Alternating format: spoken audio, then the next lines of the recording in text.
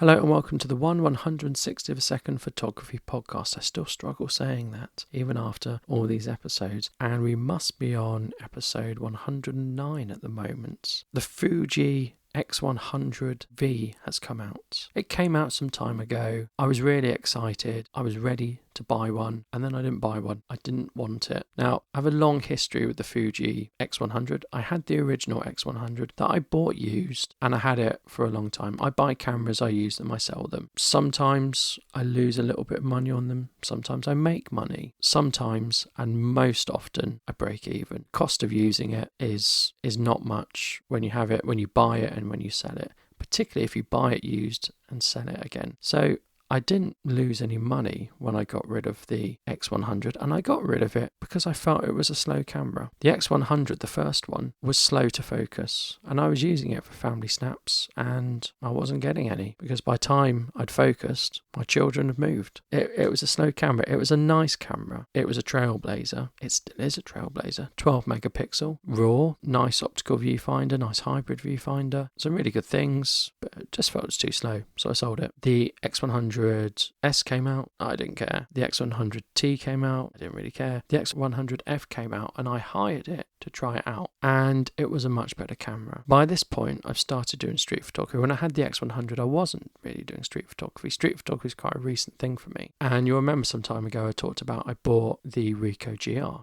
Well, I came to a realization with my Micro Four Thirds stuff that I wasn't using it. I had these very good lenses. I should sell them. And around that time, the X100V was coming out. It does 4K. All those little niggles with the X100 have been ironed out. It's fast camera. It fast focuses. Now, I'd actually had other Fuji cameras, again, bought and sold. So I had teleconverter that made it extra wide, and I had the teleconverter that made it a tele. And they would fit on the X100V. And they'd fit on any model of X100, but they'd fit on the V. And I thought, oh, this could be pretty good. I've still got them. I dug them out. They held their value, and I thought, right, I'll sell this kit and I'll sell that. And I'll keep those because I want to get the X100V. Shooting in 4K will be amazing. The video looks really good. I know the camera will give me really good images. But it was like £1,400. It was a ridiculous amount of money. And if it was my only camera, maybe I could spend that. But I've got loads of cameras. And I have cameras for video.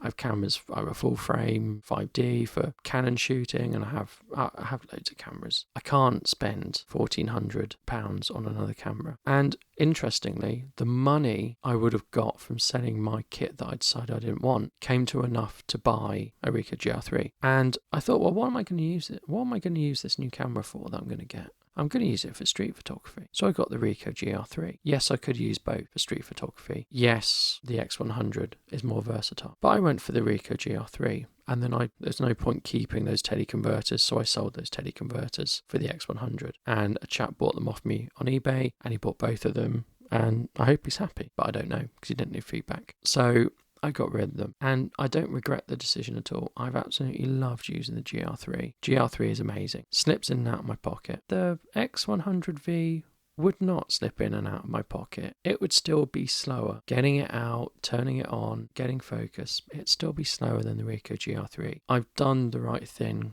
getting the Ricoh GR3. But that doesn't mean the X100V is not a bad camera. I still am pulled to the X100, but I'm more leaning towards the F, simply because it's half the price. The X100V has some nicer things. It has obviously 4K. It has weather sealing. I think you have to add something in to get weather sealing. It has a new lens. The lens has been the same on the X100 from the first one to the fourth one. It's the same lens, so they redesigned the lens. However, I just can't stomach that amount of money for what I use it for. And you know what?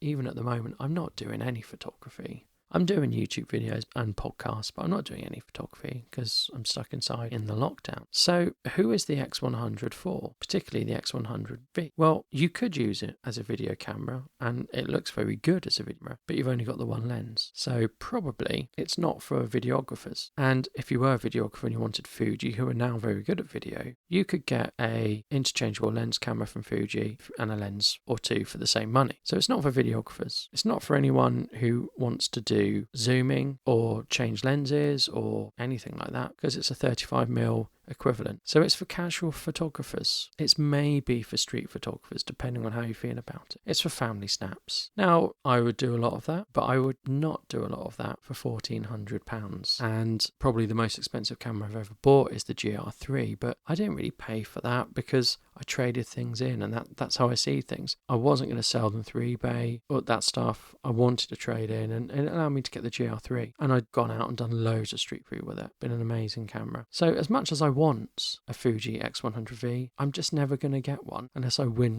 the lottery, or the price massively comes down. And certainly I wouldn't be selling lots of gear to get that. So it's a shame, but that's that. It's definitely a high-end camera that sort of feels like a photographer's second camera. When they go out and enjoy themselves, that's the camera they take with them. Your enthusiast camera who doesn't mind spending that amount of money. It's a solid piece of kit. It's still £1,400 at launch, or approximately, might be 1369, etc. But just too much for me. What do you think? Would you get the Fuji X100V? Do you have it? Do you have the F? Do let me know. Do drop me a comment if you can. And don't forget, it would really help the podcast out if you could find time just to leave a review on iTunes. That'd help promote the podcast. Thank you so much. Stay safe, stay snapping, and I'll see you next time. Goodbye.